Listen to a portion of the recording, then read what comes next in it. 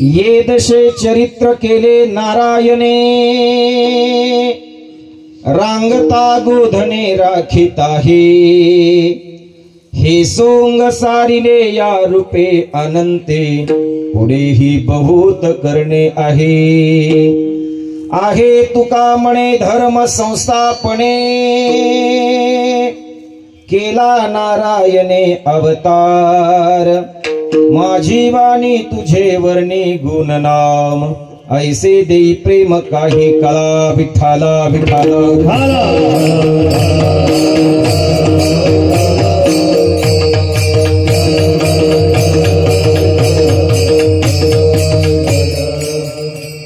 नमो सद्गुरु तुकया ज्ञान दीपा नमो सद्गुरु सच्चिदानंद रूपा नमो सद्गुरु भक्त कल्याण मूर्ती नमो सद्गुरु भास्करा पूर्ण कीर्ती समचरण सरोजम सांद्र नीलांबुदाभम जगनहित पाणी मंडना मंडनानम तरुण तुलसी माला कन्नरम कन्यनेत्रम सदय धवलहासं विठ्ठलं चिंतयामि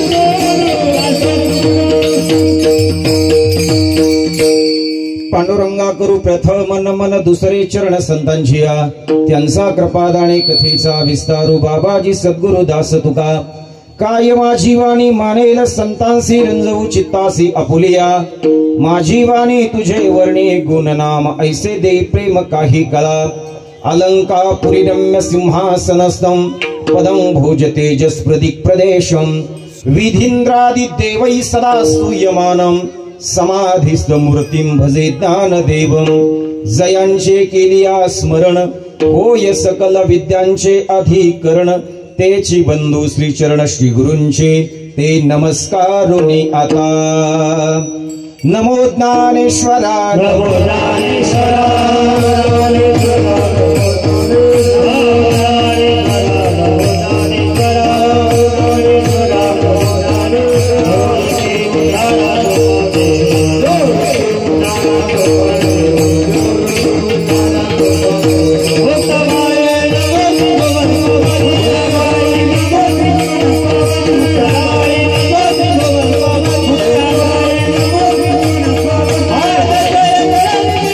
Yeah.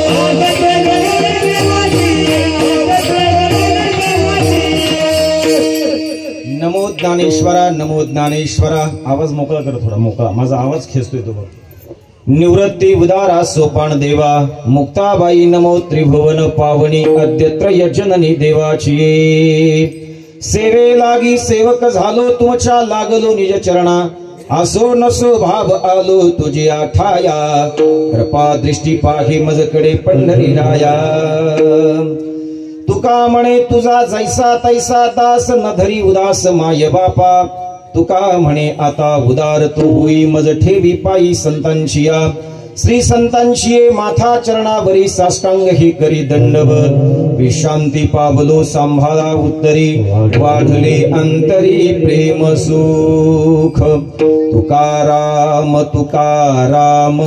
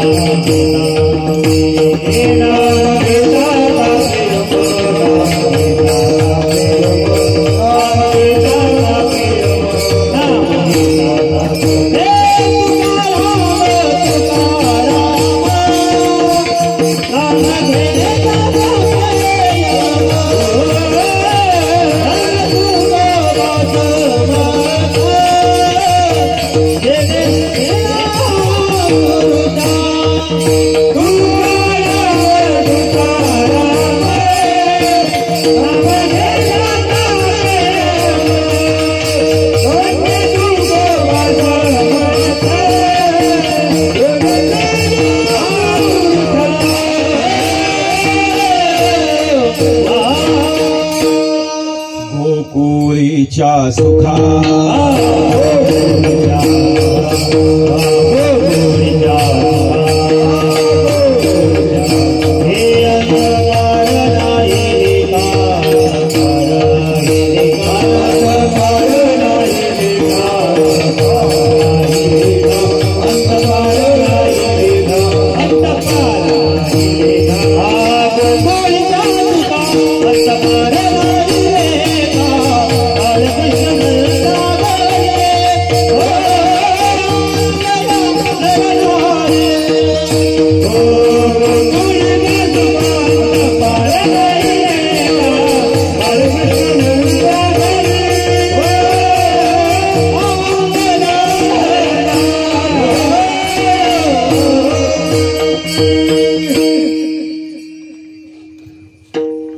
या श्यामदादा या पुढे या जरा.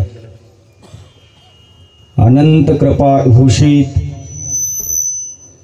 श्री सकल संत कंठभूषण अलौकिक कल्पना आविष्कार भास्कर विश्व संत कैवल्य चक्रवर्ती संत सम्राट ज्ञानियांचे राजे ज्ञानेश्वर महाराज व अखिल कोटी ब्रह्मांड नायक षडगुण ऐश्वर्य संपन्न वारकरी संप्रदायाचं कुल दैवत आराध्य दैवत श्री पांडुरंग परमात्म्याच्या व हिंदवी स्वराज्याचे संस्थापक छत्रपती शिवाजी महाराज, धर्मवीर संभाजी महाराज आणि श्री संत जगद्गुरु तुकाराम महाराज आणि श्री संत कानिपनाथ महाराज यांच्या चरणारविंदी पहिल्यांदा गोपाल काल्याच्या कीर्तन प्रसंगी नतमस्तक होतो आणि माझ्या गोपाल काल्याच्या कीर्तनाला सुरुवात करतो. विठाला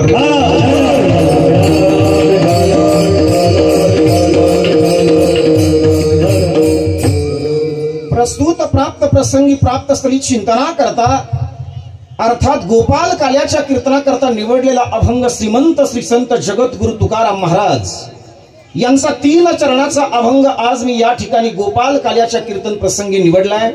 माझ्या अल्प स्वल्प वेळेमध्ये या अभंगाचं चिंतन करण्याचा प्रयत्न नाम भगवान गोपाल कृष्णाच्या जीवनचरित्राचं वर्णन आणि अधिक श्री संत जगद्गुरु तुकाराम महाराज यांच्या जीवनाचं यथार्थ वर्णन आपल्याला आज या प्रमुख आणि अत्यंत महत्वाचा दिवस म्हणजे बीज सोहळा. या बीज सोहळ्या निमित्त आपल्या सगळ्यांना विश्ववंद्य जगद्गुरु तुकाराम महाराजांच्या चरणारविंदी ही गोपाल काल्याची कीर्तन सेवा समर्पित करण्याकरता आपण सगळे भाविक भक्त श्रोते सज्जन मायबाप या ठिकाणी एकत्रित आला आहात. आपल्या सगळ्यांना या ठिकाणी मनापासून नमस्कार करतो आणि माझ्या गोपाल काल्याच्या कीर्तनाला सुरुवात करतो. विठाला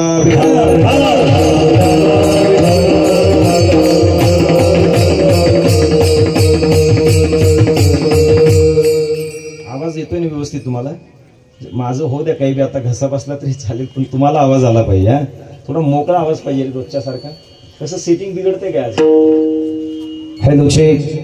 असंच राहू दे. ते कमी कसं काय होतं? ते कमी काय होतं? श्री संत जगद्गुरु तुकाराम महाराजांचा गोपाल काल्याच्या कीर्तन प्रसंगी अभंग निवडलाय. समस्त ग्रामस्थ काळेगावकरांच्या वतीने भव्य शिवमहापुराण कथा ज्ञान यज्ञ सोहळा आणि या ठिकाणी अखंड हरिनाम सप्ताहाचं आयोजन तुम्ही सगळ्या ग्रामस्थांनी एकत्रित येऊन या ठिकाणी हा भव्य सोहळा संपन्नतेच्या दिशेने जातोय. आपल्या भव्य शिवमहापुराण कथेची सांगता आज गोपाल काल्याच्या कीर्तन प्रसंगी होते आणि या गोपाल काल्याच्या कीर्तन प्रसंगी आज समस्त ग्रामस्थ काळेगावकर आणि पंचक्रोशीतील बरेचसे भाविक या ठिकाणी उपस्थित आहेत. म्हणून तुम्हा सगळ्यांना या ठिकाणी मनापासून धन्यवाद व्यक्त करतो. गेली 7 ते 8 दिवस तुम्ही जे माझ्यावरती प्रेम केले ते प्रेम मी माझ्या जीवनामध्ये कधी विसरू शकत नाही. काळेगावकरांनी माझ्यावरती केलेलं प्रेम हे सुवर्ण अक्षरामध्ये लिहून मी माझ्या अर्थातच हृदयाच्या उजव्या बाजूला मी कायम ठेवेल आणि मरेपर्यंत मी तुमच्या ऋणातून कधी मुक्त होणार नाही. असं अर्थातच मी या ठिकाणी समर्पणयुक्त भावना व्यक्त करतो आणि गोपाल काल्याच्या चिंतनाला प्रारंभ करतो. विठाला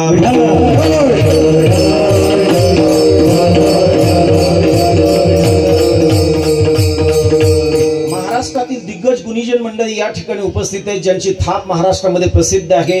ते आपल्या गावचं वैभव अर्थात आपल्या गावावरती ज्यांचं नितांत प्रेम आहे ते सोपान दादा आज तुम्ही या ठिकाणी उपस्थित आहेत. सोपान दादांना सुद्धा मनापासून धन्यवाद व्यक्त करतो.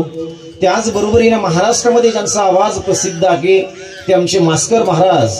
मला असं वाटतं तेही या गावाचे जावई आहेत. लाडक्या जावयाचा सन्मान केला पाहिजे ना आपण. म्हणून मास्कर महाराजांना सुद्धा या ठिकाणी मनापासून धन्यवाद व्यक्त करतो. त्याचबरोबर आमचे मामनकार महाराज आता ते त्या दिवशी ते पण जावईच आहेत का? तुमच्या गावाला मला असं वाटतं जावई जरा धार्जिन दिसते बरं का. कारण आमची एक जावई सुद्धा खाली बसलीत, आमचे गजानन काका कंठाळे. ते जावई आहेत, हे 2 जावई आहेत.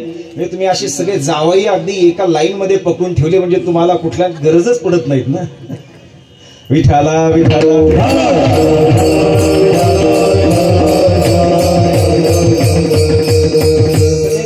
भजनी मंडळी या ठिकाणी निस्वार्थपणे सेवा करतायत. म्हणून एकदा भजनी मंडळासाठी सुद्धा तुम्ही सगळ्यांनी जोरदार टाळी वाजवा. गेली 7 दिवस आणि आज 8वा दिवस या ठिकाणी ते निरपेक्षपणाने गळ्यामध्ये टाळ घेऊन आपल्या गावाची सेवा करतायत. काकड्यापासून ते पूर्ण कीर्तन होईपर्यंत हरिपाठ असेल अर्थात सगळ्या कार्यक्रमामध्ये ते या ठिकाणी सहभागी होऊन त्यांनी आपली सेवा शिवमहापुराण कथेच्या या पावन मंडपामध्ये समर्पित केली. म्हणून गावातल्या सगळ्या भजनी मंडळाला या ठिकाणी मनापासून नमस्कार करतो. त्यांना तुमच्या वतीने धन्यवाद व्यक्त करतोय.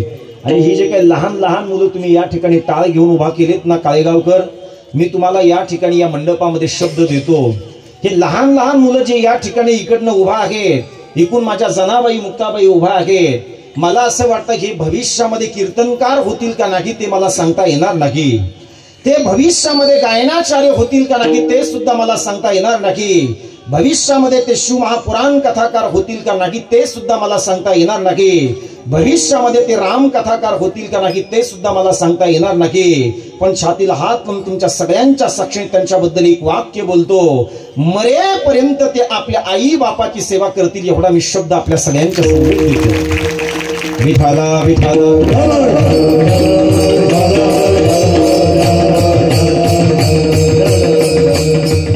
कीर्तन सोहळा लाईव्ह दाखवण्याचं काम आजही जे करतायत ते नंदूभाऊ ठाकरे, त्यांना सुद्धा या ठिकाणी मनापासून धन्यवाद व्यक्त करतो. समस्त ग्रामस्थांना धन्यवाद व्यक्त करतो. आता काल मी सगळ्यांचे आभार मानलेत, आता नाविन्यपूर्ण पुन्हा काही मानायची गरज नाही आता महिला मंडळ.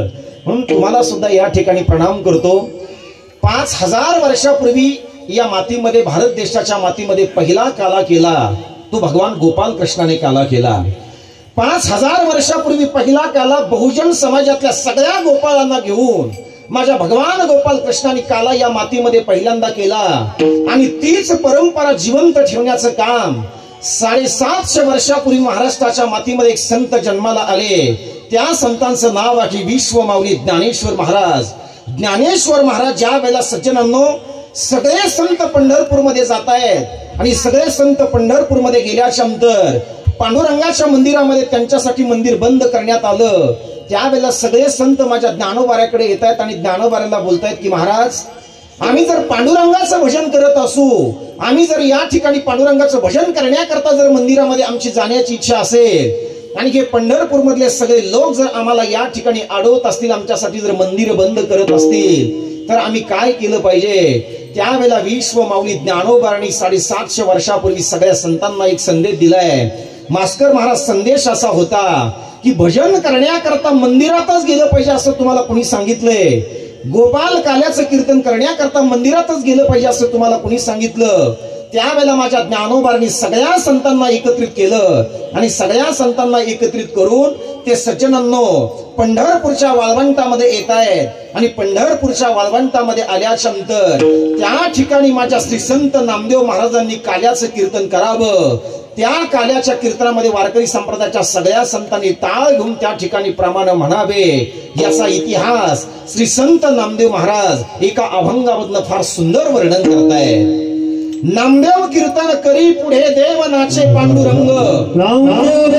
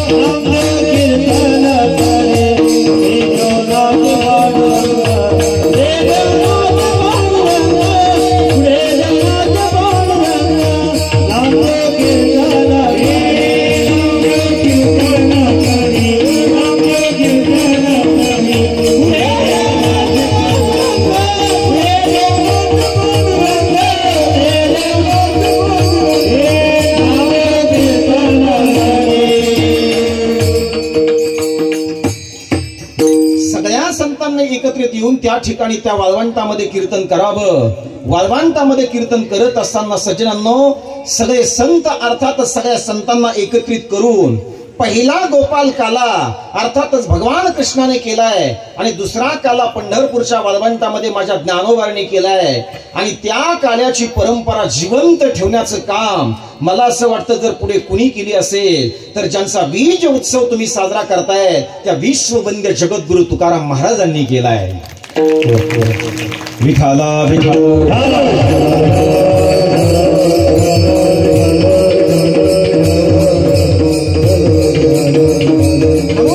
विश्ववंद्य जगद्गुरु तुकाराम महाराजांचा आज हा सद्यः वैकुंठ गमनाचा अर्थात दिवस आहे. 375 वर्ष आज महाराजांना या ठिकाणी पूर्ण होत आहे. महाराज सगळ्यांना सांगून त्या ठिकाणी वैकुंठाला जात आहे. मी पुढे बोलणार आहे पण अगोदर मला काल्याचं चिंतन पुढे न्यावं लागेल. नंतर मी बरोबर त्या ठिकाणी महाराजांचं अर्थात जीवन चरित्र सुद्धा मी तुम्हाला सांगणार आहे. ज्या वेळेला सज्जनांनो हा गोपाल काला मला असं वाटतं या मातीमध्ये जिवंत ठेवण्याचं व्रत जर कुणी घेतलं असेल तर ते जगद्गुरु तुकाराम महाराजांनी घेतले. म्हणून नीट ऐका, काला 4 प्रकारचा आहे. महिला मंडळ तुम्हाला सांगतो जरा नीट ऐका. पहिला जो काला आहे तो दही भाताचा खिचडी काला 1. दुसरा जो काला आहे तो जीव ब्रह्म ऐक्याचा काला 2. तिसरा जो काला आहे तो लघी अर्थातच त्या ठिकाणी सज्जनांनो सर्व धर्म समभावाचा काला आणि जीव ब्रह्म ऐक्याचा काला असे काल्याचे अनेक प्रकार या ठिकाणी पडतायत.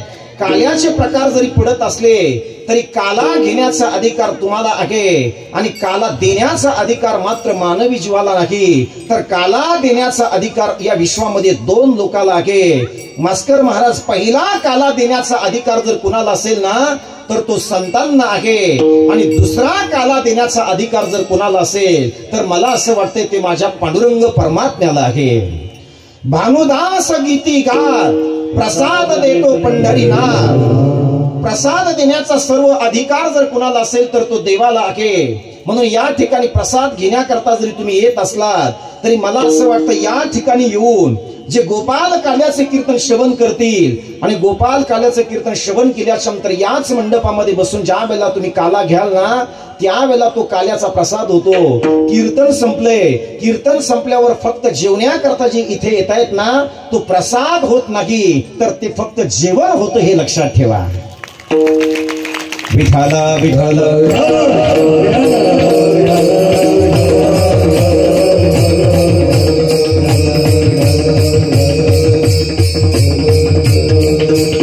जीव ब्रह्म ऐक्याचा काला, जीवाने ब्रह्माला प्राप्त व्हावं असं वाटत असेल, जीवाचं रूपांतर शिवामध्ये व्हावं असं वाटत असेल तर गेली 7 दिवस मी तुम्हाला सांगितले त्याच्यासाठी तुम्हाला भजन करणं अत्यंत महत्वाचं आहे. जी व्यक्ती देहामध्ये रक्ताचा शेवटचा थेंब असेपर्यंत आपल्या जीवनामध्ये भजन करते ना मला असं वाटतं त्या जीवाचं रूपांतर हे अर्थातच ब्रह्मामध्ये झाल्याशिवाय राहत नाही, शिवामध्ये झाल्याशिवाय राहत नाही. आणि एकदा का जीवाचं रूपांतर शिवामध्ये झालं ना समजून चलावं काल्याचा प्रसाद आपल्या पदरामध्ये नक्की पडलाय. विठाला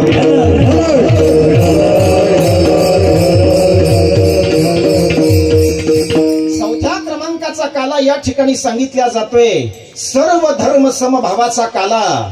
म्हणून आज या मंडपामध्ये विश्ववंद्य जगद्गुरु तुकाराम महाराजांच्या बीज सोहळ्याच्या या गोपाल काल्याच्या कीर्तन प्रसंगी कुठल्या एका जातीचा अर्थातच हा मंडप नाही तर सर्व धर्म समभावाचा संदेश महाराष्ट्राच्या मातीमध्ये जर पहिल्यांदा कुणी जर पेरला असेल तर त्या महात्म्याचं नाव आहे विश्ववंद्य जगद्गुरु तुकाराम महाराज. विठाला विठाला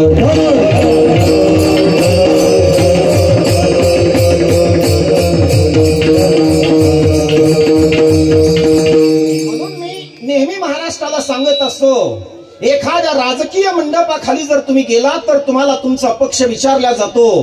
एखाद्या जर तुम्ही वैयक्तिक मंडपाखाली जर गेलात तर तुम्हाला तुमचं नातं विचारलं जाते, तुमचं गोत्र विचारलं जाते, तुमचं कुळ विचारलं जाते, तुमचा पंथ विचारला जातोय.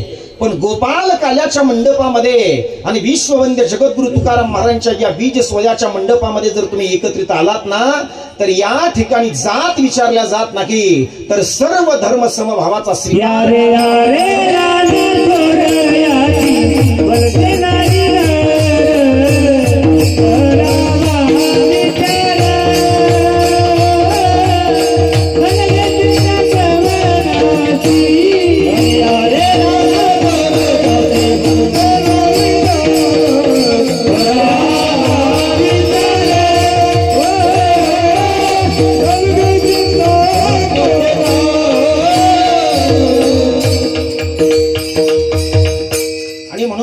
संप्रदायाचं गोपाल काल्याचं कीर्तन तुम्हाला हे शिकवतंय माझ्या दादांनो. एखाद्या वेळेला शिव महापुराण कथा या मंडपामध्ये बसून जर तुम्ही ऐकली असेल आणि आजही जर तुम्ही गोपाल काल्याचं कीर्तन जर श्रवण करत असाल तर माझी वैयक्तिक इच्छा अशी आहे एखाद्या वेळेला शिव महापुराण कथा आणि गोपाल काल्याचं कीर्तन ऐकल्याच्या नंतर तुम्ही देव नाही झाला तरी चालेल. एखाद्या वेळेला तुम्ही गोपाल काल्याचं कीर्तन ऐकल्याच्या नंतर तुम्ही संत नाही झाला तरी चालेल. पण गोपाल काल्याचं कीर्तन आणि शिव महापुराण कथा जर तुम्ही ऐकली असेल ना तर कमीत कमी माझी स्वतंत्र इच्छा अशी आहे की या समाजामध्ये जीवन जगत असताना आदर्श माणूस म्हणून जगा. विठाला विठाला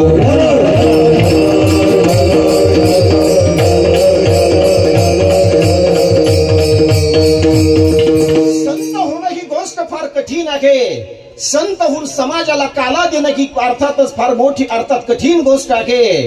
पण मला असं वाटतं आदर्श म्हणून या मंडपामध्ये बसून जर आदर्श माणूस म्हणून जर तुम्ही काला घेतला ना तर मला असं वाटतं त्या काल्याचा प्रसाद तुमच्या जीवनाचं रूपांतर संतांमध्ये केल्याशिवाय राहणार नाही लक्षात ठेवा. विठाला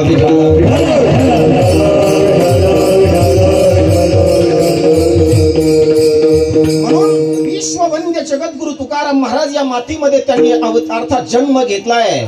भगवान गोपाल कृष्ण या ठिकाणी येऊन सगळ्या अर्थातच सगळ्या जातीतल्या लोकांना काला देण्याचं काम करतायत. वास्तविक जगद्गुरु तुकाराम महाराजांना आपण असा प्रश्न विचारू की महाराज गोपाल कृष्णाचं अवतार कार्य या ठिकाणी कशा करता आहे त्याचं उत्तर देत असताना अभंगाच्या पहिल्या चरणामध्ये दिल्या जाते.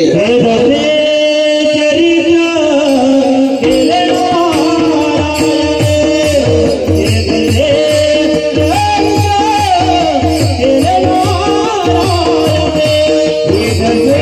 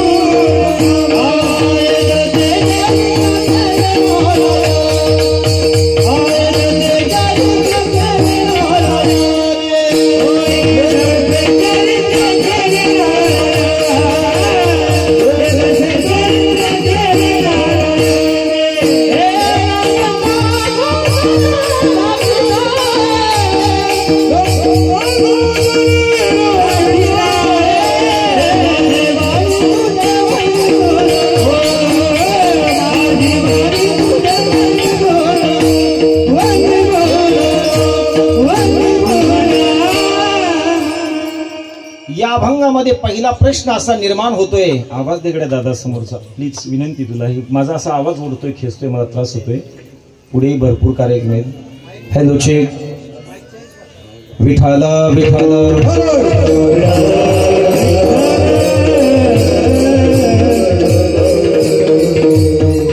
या अभंगामध्ये पहिला प्रश्न या ठिकाणी निर्माण असा होतो की देव या ठिकाणी कशा करता अवतीर्ण होत आहेत आणि संत या ठिकाणी कशा करता अवतीर्ण होत आहेत, त्याचं उत्तर आपल्याला घ्यावं लागेल. भगवान गोपाल कृष्ण या ठिकाणी अवतीर्ण होत आहेत, त्याचं पहिलं कारण आहे धर्माची सेवा करण्याकरता एक. भगवान गोपाल कृष्ण या ठिकाणी अवतीर्ण होणार आहेत गायीची सेवा करण्याकरता दोन. आणि भगवान गोपाल कृष्ण या पृथ्वी तलावर अवतीर्ण झाले ते दृष्टाचं निर्दालन करण्याकरता तीन. आणि भगवान गोपाल कृष्ण या ठिकाणी अवतीर्ण झाले ते माझ्या साधूची सेवा करण्याकरता चार. विठाला विठाला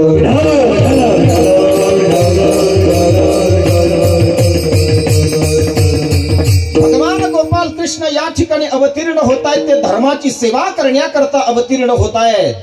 मी त्याबद्दल अनेक अर्थातच तुम्हाला 7 दिवस बोललोय, आता बोलू अर्थातच पुन्हा काही वेळ तुमचा घेत नाही.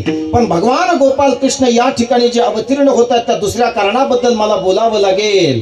गायीची सेवा करण्याकरता अवतीर्ण होत आहेत. संत प्रमाण असं सांगते, कृष्ण माझा एकुलता एक, गायी राखीतो 9 लाख.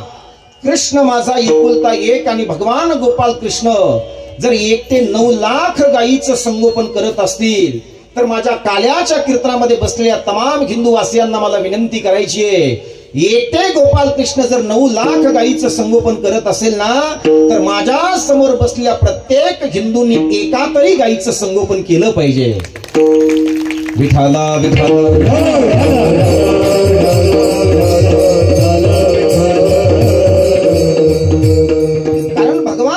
कृष्णाला गोमातेची सेवा ही अत्यंत प्रिय आहे, म्हणून त्या गोमातेचं संवर्धन आपण केलं पाहिजे. एखाद्या वेळेला तुम्हाला गाय नाही सांभाळता आली तरी सांभाळू नका, पण ज्या काही कत्तल खाण्यामध्ये जाणाऱ्या गायी आहेत ना, मला असं वाटतं माझ्या समोर बसलेल्या तरुणांनी एक संघटना निर्माण केली पाहिजे आणि ज्या काही कत्तल खाण्यामध्ये गायी जात आहेत त्या अडवल्या पाहिजेत आणि एखाद्या गोशाळेला दान दिल्या पाहिजेत. हे जर तुम्ही केलं ना तर हे गोपाल काल्याचं कीर्तनाचं पुण्य तुमच्या पदरात पडल्याशिवाय राहणार नाही माझ्या दादांनो. विठाला विठाला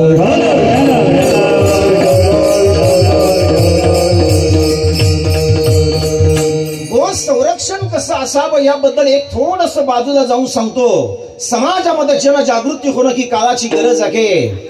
अहिल्याबाई होळकर ह्या राजा होत्या आणि अहिल्याबाई होळकर सज्जनांनो ज्या वेळेला त्या सत्ता चालत होत्या त्यावेळेला त्यांचा एकुलता एक मुलगा रत्न जडीत त्या ठिकाणी रथामध्ये बसला आणि रत्न जडीत रथामध्ये बसल्याच्या नंतर मनोवेगाने ज्या वेळेला त्याचा रथ जात होता त्यावेळेला समोर रस्त्यावरती एका गायीने आपल्या वासराला जन्म दिला होता आणि ज्या वेळेला त्या गायीने वासराला जन्म दिलाय ना त्यावेळेला त्या मुलाने अहिल्याबाई होळकराच्या मुलाने तो जन्म दिलेल्या गायीचं ते बछड आहे ते पाहिलं नाही. मनोवेगाने त्याने रथ हकलला आणि मनोवेगाने त्याने रथ ज्या वेळेला हकलला ना त्यावेळेला अहिल्याबाई होळकराच्या मुलाच्या रथाच्या चाकाखाली ते गायीचं वासरू आलं. गायीचं वासरू आल्याच्या नंतर ते त्या ठिकाणी मेलय त्याने पाठीमागून सुद्धा अर्थात डोकून पाहिलं नाही. त्यावेळेला तिथले जे काही सेवाधारी लोक होते त्यांच्या डोळ्याला पाणी आलंय. आजपर्यंत आपल्या नगरीमध्ये आणि आपल्या राज्यामध्ये कधी गोहत्या झाली नाही, पण आज जर गोहत्या झाली असेल ही तर राणीचा मुलगा आहे, अर्थात एका राजकन्येचा तो मुलगा आहे. कोण त्याला दंड करेल, कोण त्याला शिक्षा करेल. पण एक सेवक जरा धाडशी होता. तो सेवक काय करतो, धावत धावत राजमहालामध्ये जातोय. ज्या ठिकाणी राजमाता हिंदमाता अहिल्याबाई बसलेल्या होत्या ना तिथे जाऊन त्यांना प्रणाम केला जातोय. प्रणाम केल्याच्या नंतर अहिल्याबाईला सांगितल्या जातंय की मा साहेब आपल्या नगरीमध्ये आजपर्यंत कधी गोहत्या झाली नाही, पण आज जर गोहत्या झाली असेल तर हे दुर्दैव आणि दुर्भाग्य आपल्या नगरीचं. अरे गोहत्या कोणी केली दादा, सांगितलं तर तुम्ही मला दंड कराल, नाही तुम्हाला सांग. फक्त सांगितल्या जाते की तुमच्या एकुलत्या एक मुलाने गोमाता ज्या वेळेला रस्त्यावरती वेली होती तिचं वासरू त्याने पाडलं नाही, त्याने रथ त्याच्या अंगावरती घातला आणि आपल्या नगरीमध्ये गोहत्या झाली. त्यावेळेला अहिल्याबाईच्या मुठी आवळतायत, माझं जरी रक्त असलं आणि माझं रक्त असेल, मी जरी त्याला जन्म दिला असला आणि त्याने जर या मातीमध्ये जर गोहत्या केली असेल तर त्याला सुद्धा दंड भेटणार। एक स्वतंत्र रथ तयार करण्याची आज्ञा दिल्या जाते। रथावरती स्वतः अहिल्याबाई होळकर बसतायत, स्वतःच्या मुलाचे हात पाय बांधल्या जात आहेत, हात पाय बांधून त्याला रस्त्यावरती टाकल्या जाते आणि हात पाय बांधून रस्त्यावरती टाकल्याच्या नंतर मनोवेगाने तो रथ त्या ठिकाणी अहिल्याबाई हकलतायत। पण चित्र डोळ्यासमोर घ्या, ज्या गायीचं अर्थात बछड मेलं होतं ती गाय तिथून बाजूला जायला तयार नव्हती। मनोवेगाने ज्या वेळेला रथ येत होता ना त्यावेळेला ती गोमाता जी आहे ती गोमाता त्या रथाला आडवी होते आणि गोमाता रथाला आडवी झाल्याच्या नंतर ती गोमाता अहिल्याबाईला मनोमन त्या ठिकाणी विनंती करते की मा साहेब, माझा मुलगा मेलाय, माझं बछड मेलय, माझं वासरू मेलय, मरू द्या। एखाद्या वेळेला माझा मुलगा मेलाय किंवा माझं बछड मेलय किंवा माझं वासरू मेलय, पण दुसऱ्याचा मुलगा मरू नये ही माझ्या अंतःकरणामध्ये स्वतंत्र इच्छा आहे मा। याचा अर्थ असा की सज्जनांनो, गोमातेचं प्रेम ही अलौकिक प्रेम आहे। म्हणून या महाराष्ट्रामध्ये गोहत्या होणार नाही याची काळजी घेतली पाहिजे। आणि गोपाल कृष्ण मुळात या ठिकाणी जे अवतीर्ण होत आहेत ना, अभंगाच्या पहिल्या चरणामध्ये जे महाराजांनी प्रमाण गायले, ये दशे चरित्र केले नारायणे, रांगता गोधणे राखीत आहे। रांगत असताना जर भगवान गोपाल कृष्ण जर गायीचं संगोपन करत असतील, आणि तुम्हाला खरं सांगतो, जगद्गुरु तुकाराम महाराजांच्या बीज सोहळ्यानिमित्त सांगतो, गोमातेचं संगोपन करणं म्हणजे या भारत देशातला स्वतंत्र काला आहे हे लक्षात ठेवा। विठाला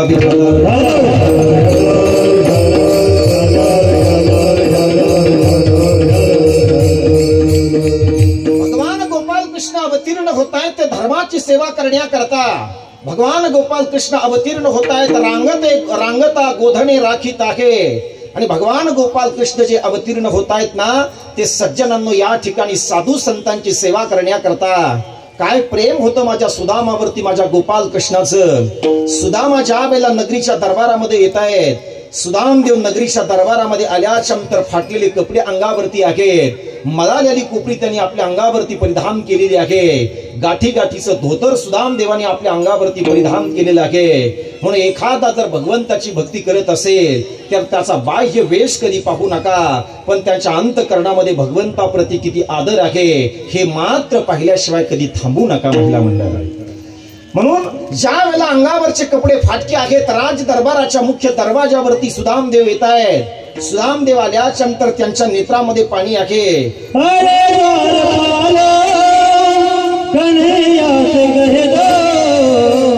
इधर पे सुदामा गरीबा गया है, इधर पे सुदामा गरीबा गया है।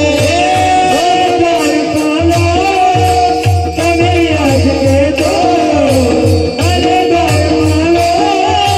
कन्हैया के तो इधर पे सुदामा गरीबा गया है, इधर पे सुदामा गरीबा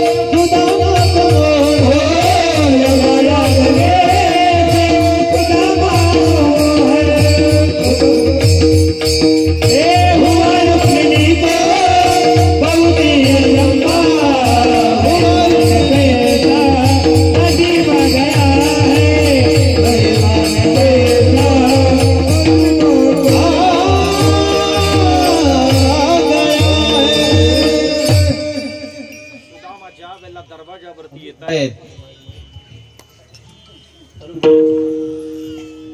सुदामा दरवाजावरती आल्याच्या नंतर त्या ठिकाणी सज्जन मोकळा आवाज कर रे बाळा, मोकळा. रोज कसा करतो तुला लक्षात नाही का? हॅलो शेख. विठाला विठाला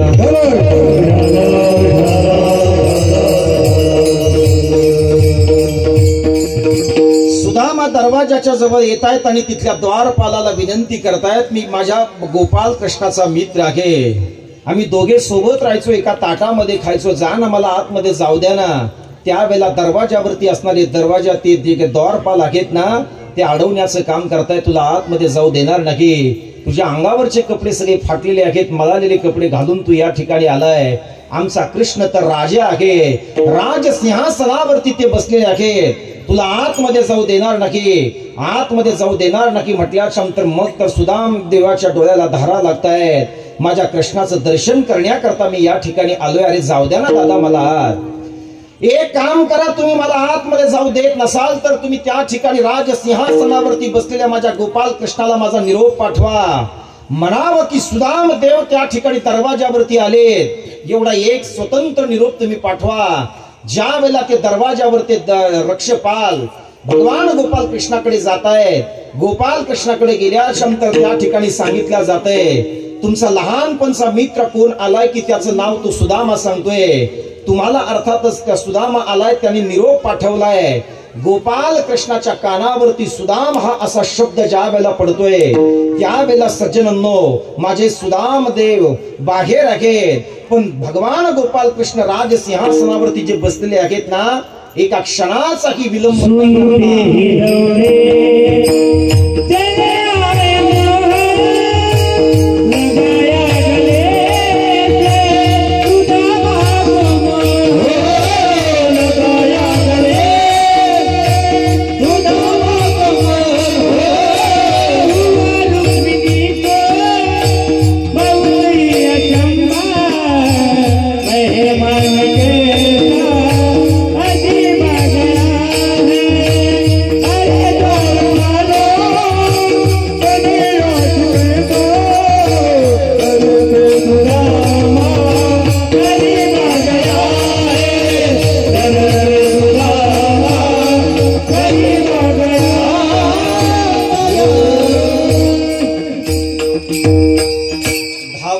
सुदाम देवाच्या जवळ येत आहेत. आणि सुदाम देवाच्या जवळ आल्याच्या नंतर पुढचा प्रसंग ऐका.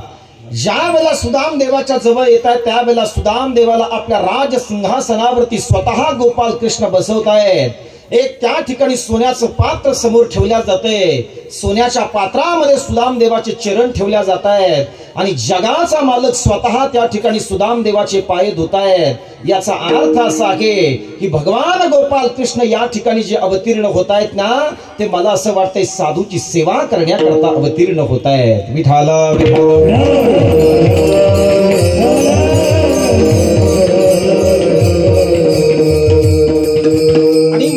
विश्ववंद्य जगद्गुरु श्री संत तुकाराम महाराज सांगतायत की कारागृहामध्ये भगवान गोपाल कृष्ण या ठिकाणी अवतीर्ण होत आहेत, जन्माला येत आहेत. ते कशा करता जन्माला येत आहेत त्या अर्थात त्या गोष्टीचं उत्तर अभंगाच्या दुसऱ्या चरणामध्ये दिल्या जाते.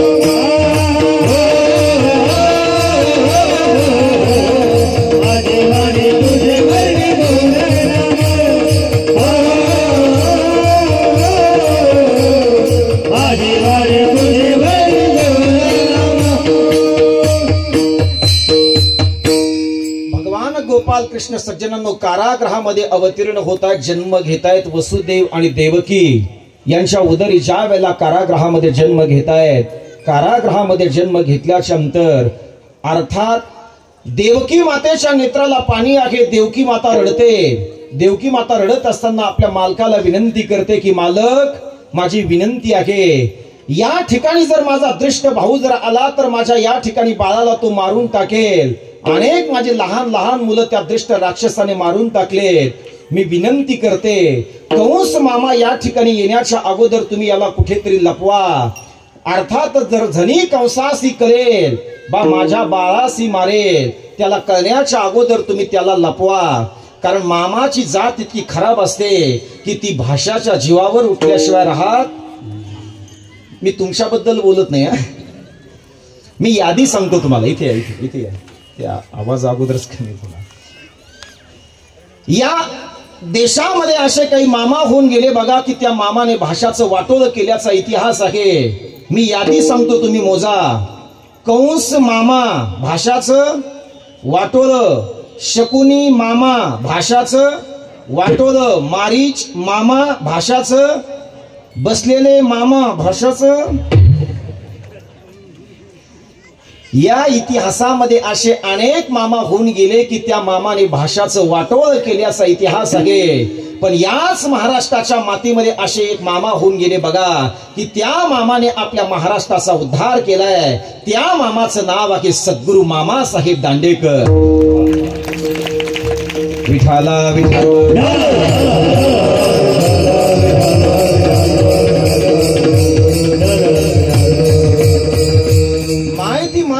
त्यावेळेला देवकी मातेच्या अर्थातच नेत्र डबडबलेले आहे. वसुदेवजी काय करतायत, जे काही बंधन त्यांना होते ते पायीचे बंधने गळून जात आहेत.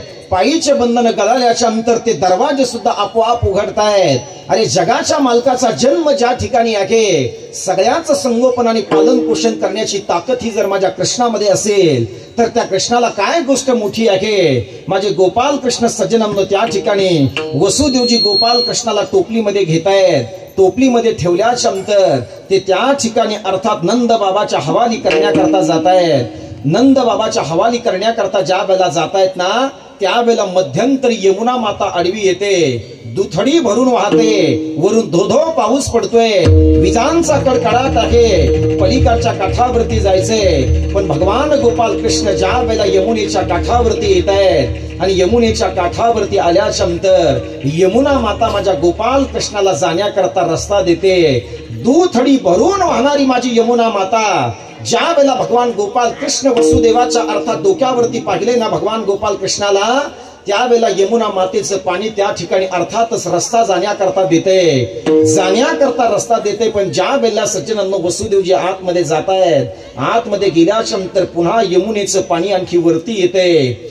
यमुनेचं पाणी वरती का येते त्याचा सिद्धांत आहे का, यमुनेचं पाणी वरती येते याचा अर्थ असा आहे, यमुना माता असा विचार करते, या क्षणी जर मला आता माझा उद्धार करून घ्यायचा जर असेल ना, तर मला गोपाल कृष्णाच्या चरणाचं दर्शन घ्यावं लागेल. एखाद्या वेळेला गोपाल कृष्णाच्या मुखाचं दर्शन मला नाही झालं तरी चालेल, पण भगवान गोपाल कृष्णाच्या चरणाचं दर्शन जर मी घेतलं ना, तर माझा जिवंत असताना उद्धार झाल्याशिवाय राहणार नाही. म्हणून कधीही भगवंताचं मुख पाहण्यापेक्षा मला असं वाटतं भगवंताचे चरण तुम्ही पहा. देखिले तुमचे चरण निवांत राहिले मन. हे जर वारकरी संप्रदाय जर आपल्याला शिकवत असेल तर मुखापेक्षा सुद्धा देवाच्या आणि संतांच्या चरणामध्ये अलौकिक ताकद आहे. दादा, मुख पाहण्याचा कधी हट्ट करू नका, पण देवाचं आणि संतांचं चरण पाहिल्याशिवाय शेवटचा श्वास घेऊ नका. विठाला विठाला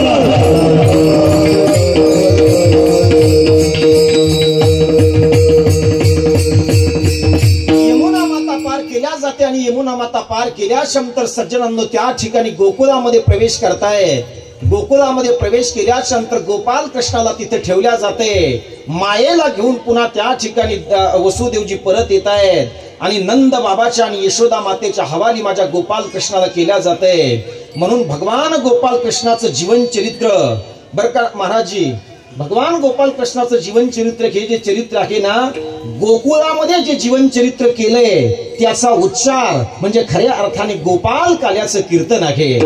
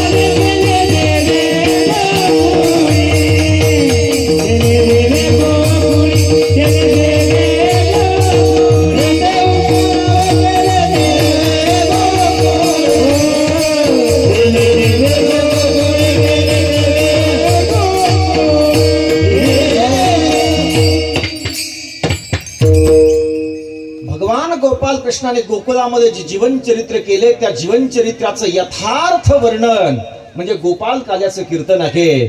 म्हणून सज्जनांनो, प्रश्न असा निर्माण होतो की भगवान गोपाल कृष्ण गोकुळामध्ये किती दिवस राहिले. आपल्या डोक्यामध्ये ठेवा, भगवान गोपाल कृष्ण गोकुळामध्ये जे दिवस राहिलेत ना ते 11 वर्ष 52 दिवस राहिलेत. किती दिवस? 11 वर्ष 52 दिवस राहिलेत. आणि गोकुळामध्ये 11 वर्ष 52 दिवस जेवढं जीवन चरित्र केलंय त्या जीवन चरित्राचा उच्चार म्हणजे गोपाल काल्याचं कीर्तन आहे. विठाला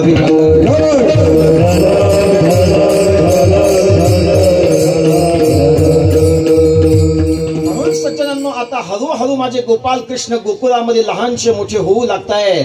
कशा करता होतायत? हे सोंग सारिले, हे सोंग सारिले या रूपे अनंते. कारण पुढे काहीतरी त्यांना करायचे. गोकुळामध्ये राहून काय करायचे तर लहानपणीच माझ्या गोपाल कृष्णाने जो धर्म विरोधी आहे, जो लिंग विरोधी आहे, तो काग बग रिठा मारिले बाळपणी अवघे दैत्य खाणी बुडविली. दैत्याचा नाश करणारे आणि सगळ्या कुळाला संपवणारे या विश्वामधले एकच देव आहे. त्या देवाचं नाव आहे भगवान गोपाल कृष्ण. विठाला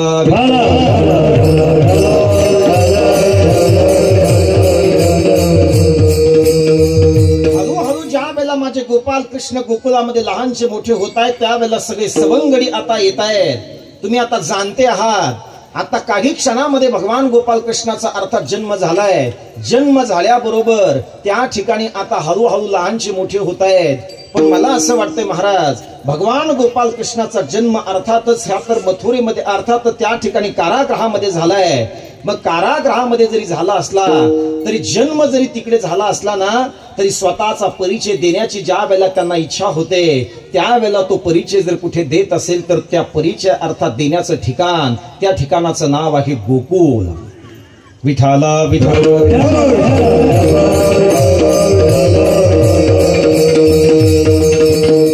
जन्मापेक्षा सुद्धा माणसाच्या जीवनामध्ये परिचय अत्यंत महत्वाचा आहे. जन्मापेक्षा सुद्धा माणसाच्या जीवनामध्ये त्याग हा अत्यंत महत्वाचा आहे. तुमच्या जन्मापेक्षा सुद्धा मला असं वाटतं तुमच्या जीवनामध्ये समर्पण अत्यंत महत्वाचं आहे. काळेगावकर जर जगद्गुरु तुकाराम महाराजांचा बीज उत्सव जर सोहळा साजरा करत असतील तर याचा अर्थ असा आहे माझ्या जगद्गुरु तुकाराम महाराजांच्या जन्माचा सोहळा तर साजरा केला जातोच, पण मला असं वाटतं त्यांच्या कार्य कर्तृत्वाचा आणि त्यांच्या सदेह वैकुंठ गमनाचा सोहळा साजरा करणारं गाव विदर्भातलं जर कोणतं असेल तर त्या गावाचं नाव आहे श्री क्षेत्र काळेगाव. विठाला विठ्ठल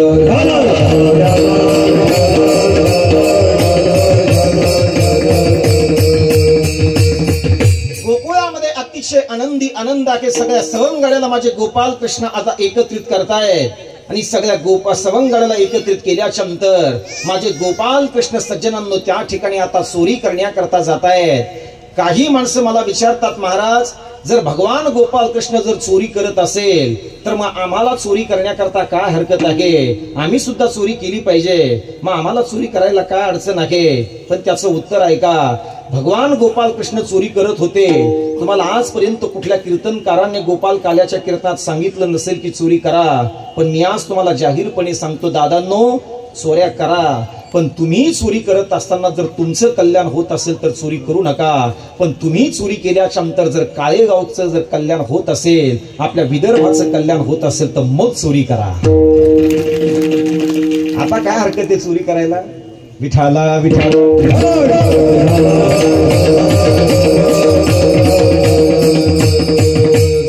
भगवान गोपाल कृष्ण जे चोरी करत होते ते स्वतः करता करत नव्हते, पण चोरी कशाची केली. चित्त चोरी हरिले माझे हरिले चित्त बालविसरी सुरले बालविसरी सुरले आतलेच गाऊ घरा. हरिले माझे हरिले चित्त बालविसरी सुरले हरिले माझे हरिले चित्त बालविसरी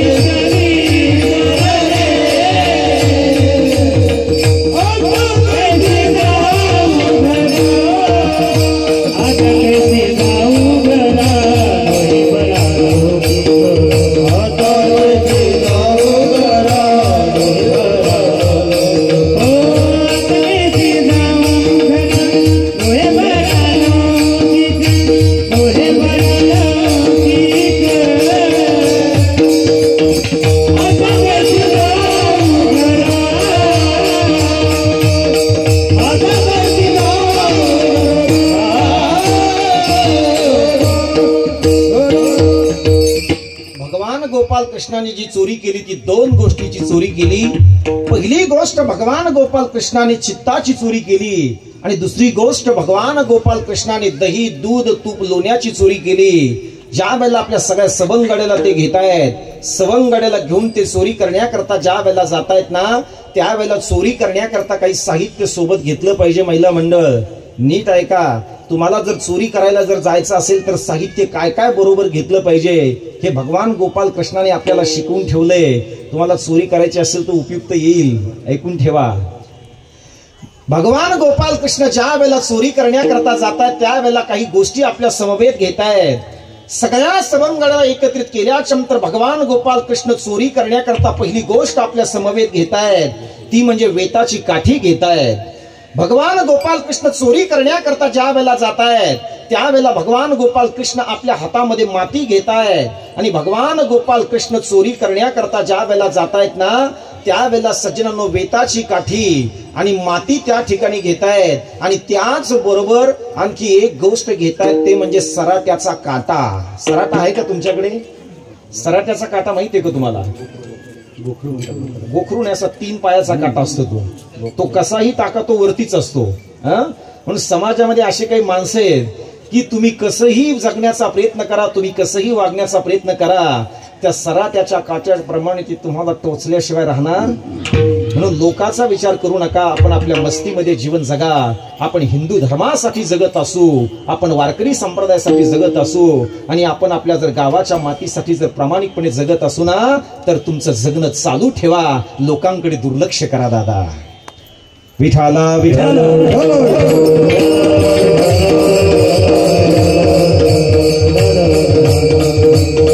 भगवान गोपाल कृष्ण ज्या वेळेला दादा चोरी करण्याकरता वेताची काठी घेतायत, त्याचा सिद्धांत सांगतो ऐका.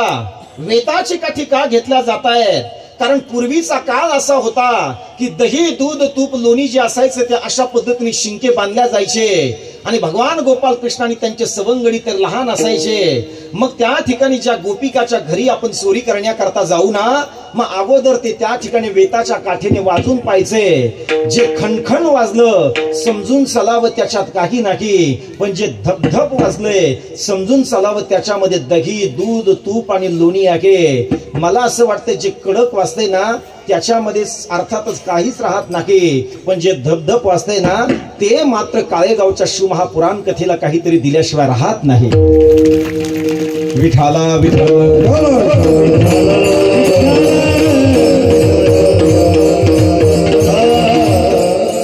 वेताची काठी घेतल्या जाते. दुसरी गोष्ट त्या ठिकाणी माती घेतल्या जाते.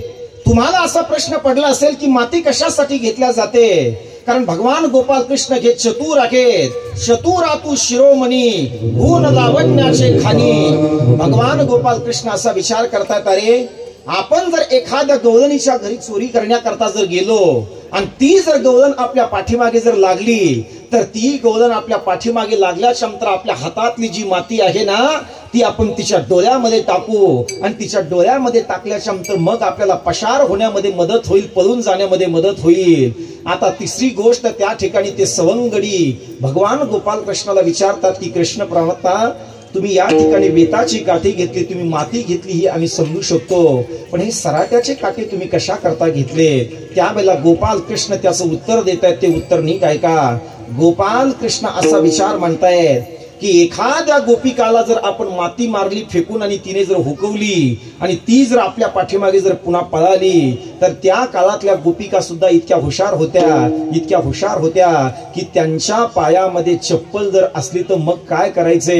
एखाद्या वेळेला जर त्या आपल्या पाठीमागे लागल्या आणि एखाद्या गोपिकाच्या पायामध्ये जर चप्पल नसली आणि ती जर आपल्या पाठीमागे जर लागली तर तिच्या पायामध्ये काटा रुचेल आणि मग ती आपल्याला पकडण्यामध्ये असमर्थ ठरेल. म्हणून त्या गोपिका अर्थातच अशा होत्या की त्या स्वयंपाक घालून चपला अर्थात घरामध्ये कधी जात नव्हत्या, चपला घालून स्वयंपाक कधी करत नव्हत्या. पण माझ्या समोर बसलेल्या आत्ता या प्रसंगी 50% गोपिका अशा आहेत की त्या स्वयंपाक घरामध्ये चप्पल घालून स्वयंपाक करतात.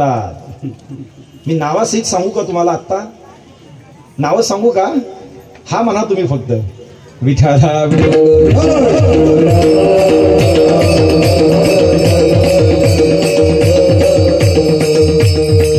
भगवान गोपाल कृष्ण चोरी करतायत आणि चोरी करत असताना त्या सगळ्या गोपाळाला दही दूध तूप अर्थात त्या ठिकाणी खाऊ घातल्या जाते. खाऊ घालत असताना अनेक गोपिकांना त्या ठिकाणी त्रास दिला जातोय.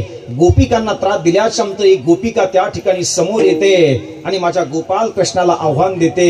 ज्यांनी आजपर्यंत गोपाल कृष्णाला आव्हान दिले ना ते मातीमध्ये मिसळले, पण ती गोपिका थोडं धाडस करते आणि धाडस केल्याच्या नंतर वारंवार ज्या वेळेला यशोदा मातेला ते गाऱ्हाणे सांगितल्या जात आहेत ना, यशोदा माता स्वतःच्या मुलाचं गाऱ्हाण त्या ठिकाणी ऐकून घेत नाही.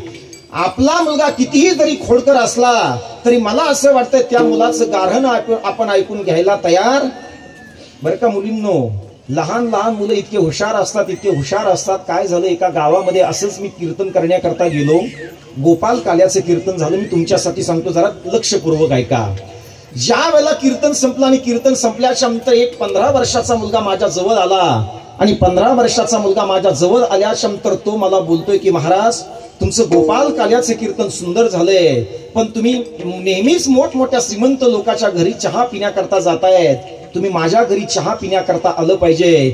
अरे मी त्याला सांगितलं दादा मी चहा घेत नाही, मी काही करत नाही म्हणे महाराज तुम्ही फक्त घरी चाला. मी ज्या वेळेला त्याच्या घरी गेलो त्याने मला पलंगावरती बसवल्याच्या नंतर मला त्याने 3 प्रश्न विचारले. प्रश्न असे विचारले की महाराज तुम्ही चहा पिणार, तुम्ही दूध पिणार का तुम्ही कॉफी पिणार का आमच्या घरच्या गाईचं अर्थात बनवलेलं ताक आहे ते ताक पिणार? किती प्रश्न विचारले त्याने? 4 प्रश्न विचारले. मी असं विचार केला की चहा आपण नेहमी पितो, आपण दूधही नेहमीच पितो, आपण कॉफी पण नेहमीच पितो, पण याच्या घरचं जर घरच्या गाईचं जर ताक असेल तर आपण ताक पिलं पाहिजे. मी त्याला बोललो, म्हटलं दादा चल आण. तो घरामध्ये जातो, घरामध्ये गेल्याच्या नंतर एक तांब्या भरून ताक आणतो, ताक आणल्याच्या नंतर तो माझ्या हातामध्ये देतो. मी मागे पुढे पाहावा तर ते ताकाचा तांब्या माझ्या तोंडाला लावला. ताक इतकं टेस्टी झालं होतं, इतकं टेस्टी झालं होतं, ते ताकाचा तांब्या मी पूर्ण पिऊन टाकला. आणखी त्या गोविंदाला म्हटलो, अरे दादा, एखादा आणखी ताकाचा तांब्या तुझ्या घरी शिल्लक आहे का? तो म्हटला, हो महाराज आहे ना. मी म्हटलं चल आण. तो पुन्हा घरामध्ये जातो, एक ताकाचा तांब्या पुन्हा घेऊन येतो. नेमका तो ताकाचा तांब्या मी माझ्या तोंडाला लावणार तितक्यात त्या मुलाची आई बाहेरून येते. आणि आई बाहेरून आल्यानंतर मी म्हटलं, अरे गोविंदा, अरे दादा, तुझी आई बाहेरून आली, तुझी आई तुझ्यावरती रागवेल, तुझी आई तुझ्यावरती रागवेल. गोविंदा म्हणतो, महाराज, माझी आई माझ्यावरती रागवणारच नाही. मी म्हटलं, का रागवणार नाही? तो म्हटला, त्या ताकाच्या तांब्यात उंदीर पडला होता. ताकाच्या तांब्यात उंदीर पडला होता म्हटल्यानंतर तुम्हाला किती हसू आलं, पण कल्पना करा मला किती राग आला असेल. ज्या वेळेला मला राग आला त्यावेळेला तो ताकाचा तांब्या मी घेतला आणि जोरात जमिनीवर आदळून फोडून टाकला. जमिनीवर आदळून फोडून टाकल्याबरोबर तो आपल्या आईला बोलतो, आई आई, महाराजांनी आपला संडासला न्यायचा तांब्याही फोडला. इतके हुशार असतात.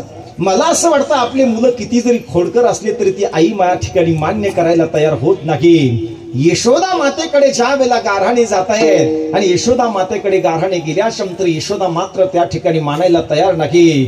त्यावेळेला ती गोपिका बोलते, उद्या मी तुझ्या कृष्णाला रंगे हात पकडल्याशिवाय राहणार नाही, रंगे हात पकडून मी तुझ्याकडे सुपूर्द केल्याशिवाय राहणार नाही.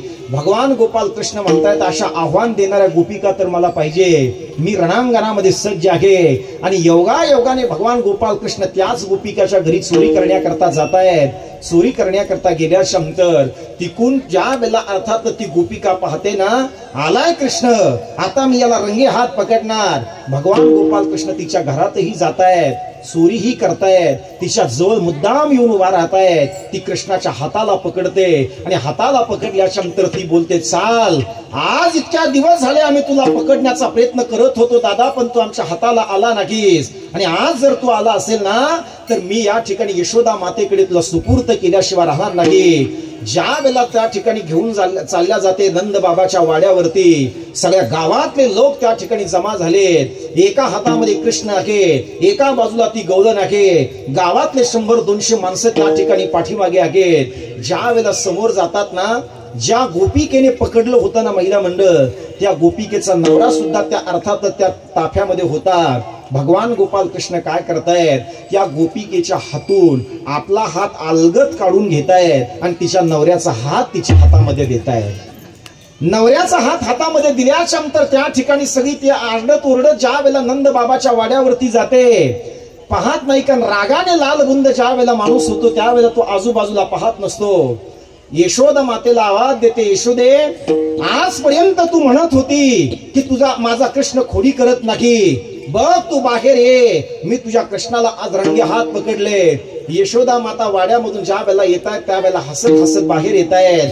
आणि हसत हसत बाहेर आल्यानंतर त्या गोपिकाला बोलतायत, अगं जरा मागे वळून तर पहा, कृष्ण आहे का तुझा नवरा आहे. ज्या वेळेला ती पाठीमागे वळून पाहते त्यावेळेला तिला स्वतःचा नवरा दिसतोय, लज्जित होते. आणि मग गोपाल कृष्ण तिच्याकडे पाहून हसतायत, अगं तू माझ्या नादाला कशाला लागते, माझ्या नादाला जे आजपर्यंत लागले त्या सगळ्यांना मी मातीत मिसळलंय, त्यांना अर्थातच मी त्यांना जीवन दिले, त्यांना मारले, त्यांचा उद्धार केलाय. सगळ्या गोपिकांच्या सोबत त्या ठिकाणी भगवान गोपाल कृष्ण खोड्या करतायत. अनेक प्रकारच्या खोड्या भगवान गोपाल कृष्ण करतायत. विठाला विठाला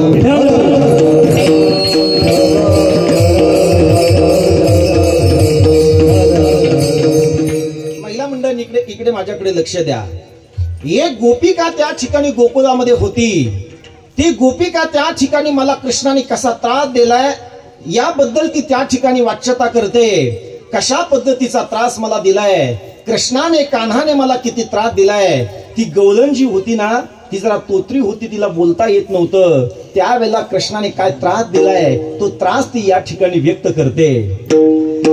काय सांगू तुते बाई, काय सांगू तुते, काय सांगू तुते बाई, काय सांगू तुते, काय सांगू तुते बाई, काय सांगू तुते, काय सांगू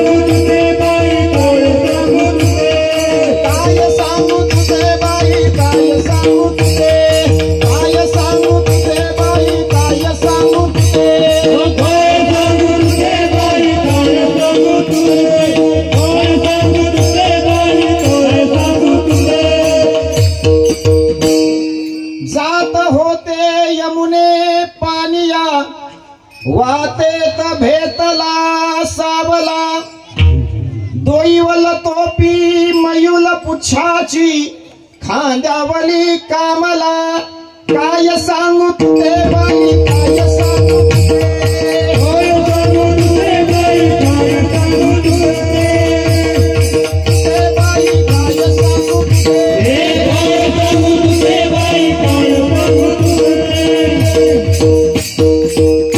ही गोपिका पुढे काय बोलते ते ऐका.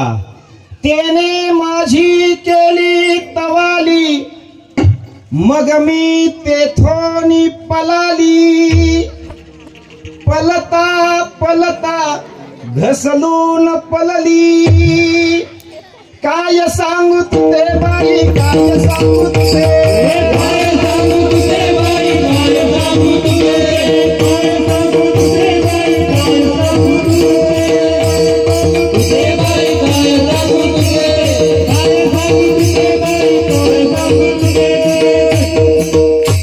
ती पुढे काय बोलते आता ऐका. माझे गुलगे फुटले, मग मी ललत बथले, तिकून आले शालंग पाणी, मला पोतासी धलिले, काय सांगू तुझे बाई, काय सांगू तुझे, काय सांगू तुझे बाई, काय सांगू तुझे, काय सांगू तुझे बाई, काय सांगू तुझे. पण त्या गोपिकाला इतका आत्मविश्वास होता. आत्मविश्वासाने ती गोपिका शेवटी काय बोलते.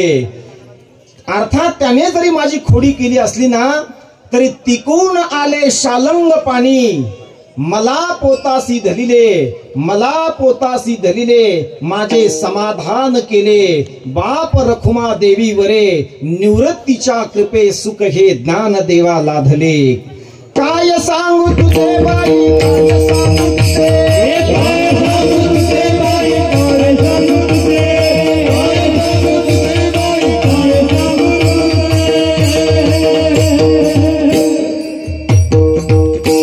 अशा वेगवेगळ्या प्रकारच्या लीला माझे गोपाल कृष्ण करतायत. आणि या सगळ्या लीला करत असताना सज्जनांनो, या ठिकाणी माझे देव, माझे गोपाल कृष्ण लीला करत असताना आणखी ते त्यांच्या जीवनामध्ये काय कार्य करणार आहे, त्या कार्य कर्तृत्वाचं वर्णन अभंगाच्या 3ऱ्या चरणात करतायत. तुका म्हणे धर्माचा तपाने, तुका म्हणे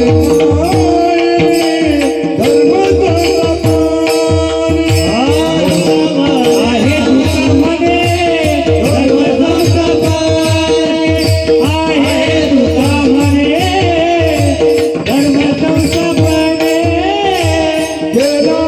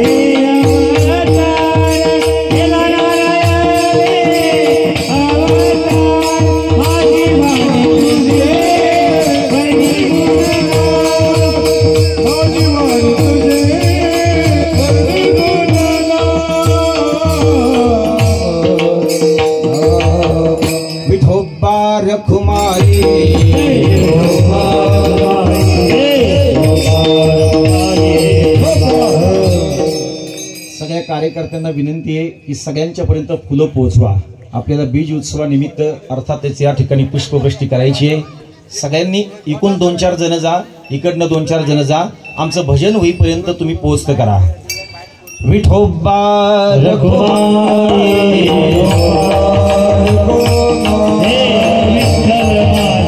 विठ्ठल माझा मी विठ्ठलाचा विठ्ठल माझा मी विठ्ठलाचा विठ्ठल माझा मी विठ्ठलाचा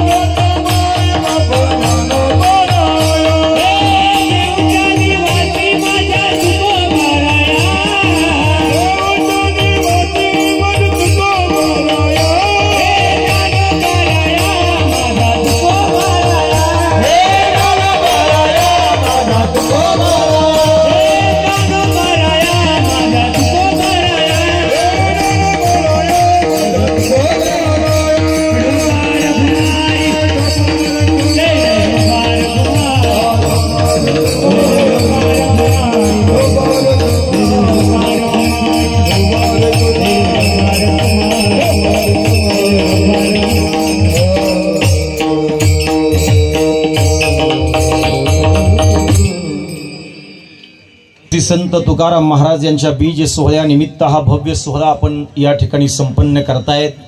मला असं वाटतं विदर्भामध्ये ज्या ज्या वेळेला मी येतो त्या वेळेला महाराष्ट्रामध्ये, पश्चिम महाराष्ट्रात, पुणे जिल्ह्यामध्ये बीज उत्सवानिमित्त सप्ताह करणारे अनेक गावं आहेत.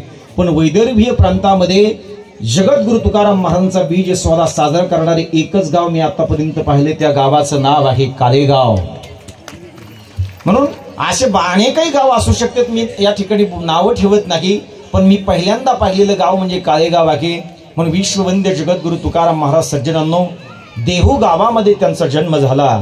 मी फुलं आलेत ना सगळ्यांना, मी ज्या वेळेला गजर करीन त्यावेळेला सगळ्यांनी फुलं टाकायचे.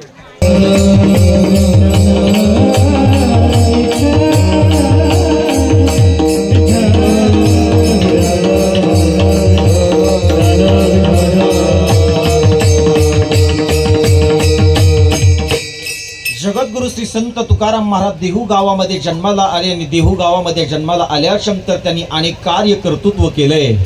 माझ्या जगद्गुरु श्री संत तुकाराम महाराजांनी काय कार्य केलं असेल तर जाळोनी संसार बैसले अंगानी स्वतःचा संसार झाला, पण जगाचा संसार उभा करण्याचं काम विश्ववंद्य जगद्गुरु श्री संत तुकाराम महाराजांनी केलंय. संसाराच्या नावे घालून या शून्य वाढता हा पुण्य धर्म केला, हरी भजनी हे धवलिले जग, सुखविला लाग कधी काळांचा.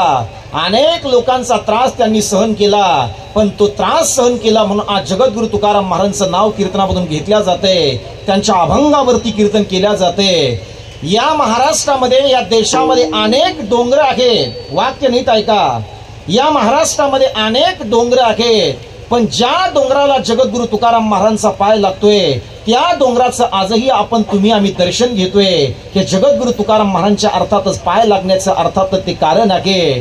म्हणून सज्जनांनो, विश्ववंद्य जगद्गुरु तुकाराम महाराजांना कोपिले पाटील गावीचे हे लोक, आता मज भीक कोण घाली. त्या काळात एवढा मोठा त्रास सहन केलाय. विश्ववंद्य जगद्गुरु तुकोबारांनी गाथ्याचं निर्माण केलंय. देवतीही बरे धरिला सायास, करोनिया नाश उपाधीचा, पूर्व पक्षी धातू धिकारिले जन, स्वय जनार्दन तेची झाले. स्वतः भगवान विष्णूचा अवतार म्हणजे जगद्गुरु तुकाराम महाराज आहे. त्यांच्या साधनेने त्यांना खऱ्या अर्थाने ते संतत्व बहाल केलंय. म्हणून तेच विश्ववंद्य जगद्गुरु तुकाराम महाराज हे सगळं कार्य करता करता सगळ्या देहू गावाला त्या ठिकाणी म्हणतायत की आज मी आता वैकुंठाला जाणार आहे, माझ्यासोबत कोणाला यायचंय का? जर कोणाला यायचं असेल तर मी या ठिकाणी तुम्हाला घेऊन जातोय. इतकंच नव्हे तर स्वतःच्या सौभाग्यवतीला सुद्धा बोलतायत, अगं आवले तुला यायचंय का? आवली बोलते अर्थातच हे काहीतरी नाटक करताय. कारण एखाद्या वेळेला तुम्ही जर आपल्या मालकाला बोलत असाल तर मालकाची एखादी गोष्ट तुम्हाला खरी वाटतेच असं नाही. तेच नेमकं जगद्गुरु तुकाराम महाराजांच्या प्रती होते. जगद्गुरु तुकाराम महाराजांच्यावर कुणी विश्वास ठेवला नाही. पण त्याच देहू गावामध्ये सज्जनांनो आजही नांदुरकीचं एक झाड आहे. त्या नांदुरकीचे झाड आजही ते हलतंय. जगद्गुरु तुकाराम महाराज सदेह वैकुंठाला त्याच ठिकाणावरून जात आहेत. म्हणून मास्कर महाराज जगद्गुरु तुकाराम महाराज ज्या वेळेला सदेह वैकुंठाला जातायत ना त्यावेळेला सगळ्या लोकांना ते बोलतायत, आम्ही जातो तुम्ही